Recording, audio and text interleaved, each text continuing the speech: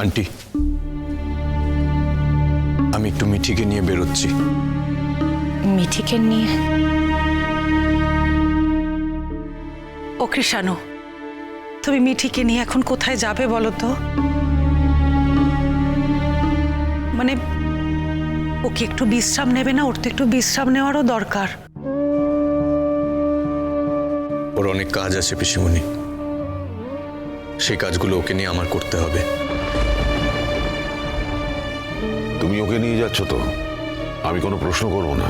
মিঠি যদি comfortable feel করে, ও যদি যেতে চায়, তাহলে আমাদের কোনো আপত্তি নেই। বলছি, আমি কি যাব? কোনো দরকার থাকলে আমি যেতে পারি। না, মানে আমি চাই আমি আর মিঠি আমাদের কাজগুলো শেষ করব।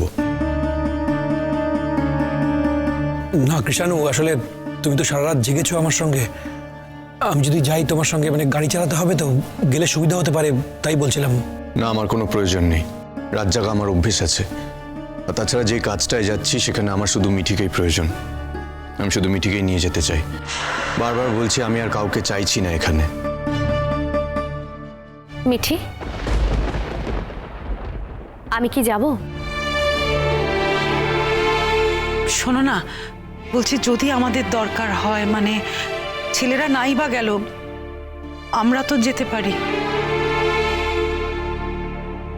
দরকার নেই পিসিমণি, দরকার হবে না মিঠিলদি।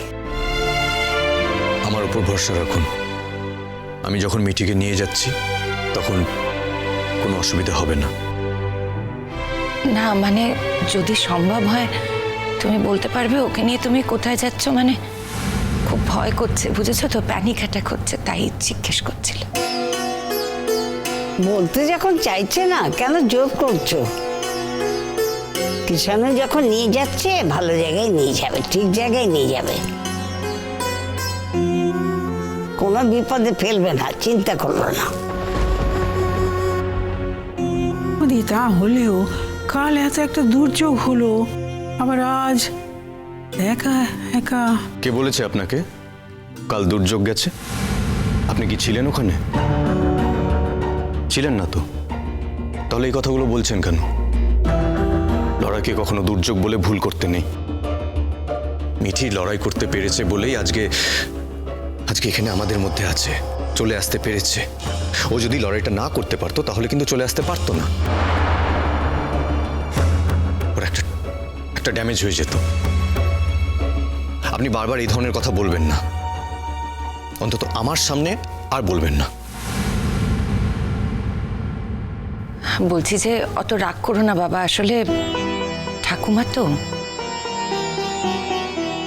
বয়স্ক মানুষ, উনি ওরকম করেই কথা বলেন, অত কিছু বুঝে কথা বলেন না। বলতে হবে, এখন থেকে বুঝে কথা বলতে হবে। আর যে কথাগুলো বলা উচিত না সে কথাগুলো উনি বলবেন না। মিঠি, চলো। মিঠি, ও মিঠি, এই তো মিঠি, মিঠি, এ কি হলো তোর? কি হয়ে গেল রে? কি হয়ে গেল মিঠি? আহ মা, কি হচ্ছে দেখি? তুমি ওরকম ধরে ওকে কান্নাকাটি করছো কেন? কি হয়েছে? ওরা তো সুস্থ আছে, ভালো আছে। কেন শুধু শুধু তুমি মরা কান্না জুটছো? শোনো, এখানে যখন এসেছো তখন কোনো রকম ভাবে সহানুভূতি দেখানো চলবে না, আর কান্নাকাটিও করা যাবে না। এখানে চুপ করে বসো। ও তো ঠিকই বলেছে, তুমি হঠাৎ কান্নাকাটি শুরু করলে কেন? মিঠি দিদিমণি, তুই ভালো আছিস তো? চাঙ্গা আছিস তো? ব্যাস, তাহলে আমাদের আর কিছু জানবার নেই। ঠিক আছে মিঠি, একদম ঠিক আছে, ওর কিচ্ছু হয়নি। আপনারা প্লিজ কেউ চিন্তা করবেন না, অযথা কেউ চিন্তা করবেন না প্লিজ। সরি রে মিঠি, দিদিনকে তো জানিস, একটুতে ভীষণ ব্যাকুল হয়ে পড়ে। প্লিজ কিছু মনে করিস না, প্লিজ। মিঠি, তুমি যে ফিরে এসেছো, এটাই আমাদের জীবনের সবথেকে বড় অ্যাওয়ার্ড। এর থেকে আনন্দের আর কিছু নেই, কিচ্ছু নেই। যে ছেলেগুলো তোমার সাথে অন্যায় করে তোমাকে তুলে নিয়ে গিয়েছিল তারা শাস্তি পাবে, পাবেই। তুই তো একটু আগে ফিরলি সকালবেলা, এখন আবার চললি কোথায়? কাজ আছে। ওমা, এখন আবার কি কাজ?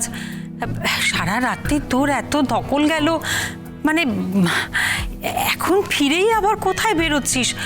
দেখ, অতগুলো গুন্ডা তোকে ধরে নিয়ে গেল, তারা তো আর তোকে সারা রাত্রি খাইয়ে দাইয়ে, মানে আমি বলতে চাইছি যে এমনি এমনি তো মানে মানে তোকে তো খাইয়ে দাইয়ে বিশ্রাম দেয়নি না, মানে। রশ্মি,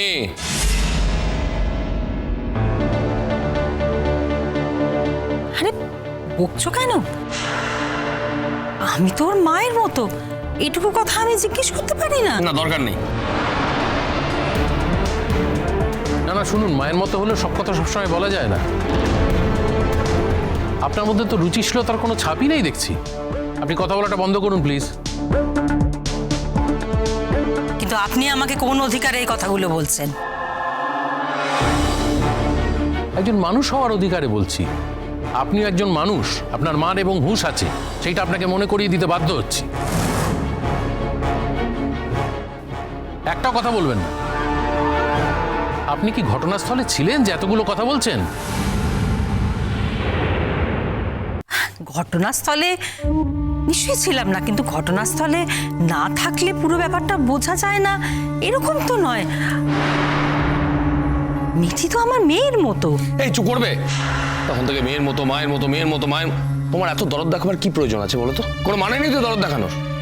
বাড়ি থেকে বেরোবার আগে কথাগুলো হয়েছিল, তখন তো অন্য কথা বলেছিলে তুমি। এখন এখানে এসে মেয়ের মতো করে দরদ দেখিয়ে যাচ্ছ। তোমাকে একটা পরিষ্কার কথা বলে দিলাম রশ্মি, এখানে থাকতে হলে চুপ করে থাকবে, মিঠিকে একদম উত্ত্যক্ত করবে না। দেখো, আমি তো মিঠির সাথে কথা বলবার জন্যই এসেছি, তো মিঠির সাথে তো কথা আমি বলবোই। বলো মামি, কি কথা বলার আছে তোমার আমার সঙ্গে, বলো। না মা, সবার সামনে তো সব কথা বলা যায় না। আমার উত্তর দিতে সবার সামনে কোনো অসুবিধা নেই মামি, তুমি বলো। যে আমাদের এখন বেরোতে হবে, চলো। আমার মামি খুব কৌতূহল প্রবণ, যে প্রশ্নগুলো করছে তার উত্তর যদি না দিয়ে যাই তাহলে ছটপট করতেই থাকবে। আর এমনও হতে পারে যে এই প্রশ্নগুলোর উত্তর দিইনি বলে আমি ফিরে এসেও দেখব উনি বাড়ি যাননি, এখানেই রয়ে গেছেন, যেটা আমি চাই না। তাই আমি প্রশ্নগুলোর উত্তর দিয়েই এখান থেকে যাব। বলো মামি, কি জানতে চাও? কোনো কথার উত্তর দেওয়ার দরকার নেই। বাড়িতে তো বলছিল ধর্মের কল বাতাসে নড়ে, আর মৌয়ের জীবনটা তুই নষ্ট করেছিস। আর এখন তোর কাছে এত কথা জিজ্ঞেস করছে কেন? আর জিজ্ঞেস করলেও তুই বা উত্তর দিবি কিসের জন্য? আরে বাবা, আপনারা তো সব সাংঘাতিক লোক। বাড়ির কথা এখানে টেনে আনছেন কেন? বাড়িতে কি কথা হচ্ছে সেটা তো আমাদের নিজস্ব কথা, সে কথা তো এখানে বলার কোনো দরকার নেই। হ্যাঁ, কথা হয়েছে, আমি আমি আমি বলেছি প্লুটোর মারা যাবার কথা, আর সেটা তো সত্যি কথা। হ্যাঁ, একটা জলজান্ত ছেলে মারা গেছে, তার জন্য কষ্ট তো থাকেই, অবশ্যই কষ্ট থাকবে। মৌ তো বিদেশে গিয়েও সেই কষ্টটা ভুলতে পারেনি, ও তো সেই কষ্টটা নিয়েই আছে। দেখ মিঠি, একটা কথা কি জানিস, আমার বলতে খারাপ লাগছে, কিন্তু তাও তোর জন্য, শুধু তোর জন্য তো একটা জলজান্ত ছেলে মারা গেল না। মানে প্লুটো যখন তোর কাছ থেকে মৌয়ের কাছে চলে এলো, তখন তুই প্লুটোকে ছেড়ে দিতে পারতিস, কিন্তু তুই সেটা সহজে ছাড়লি না। তুই যে কেন জেদ ধরে বসে থাকলি, আর তুই জেদ ধরে থাকলি বলেই তো ছেলেটা মারা গেল।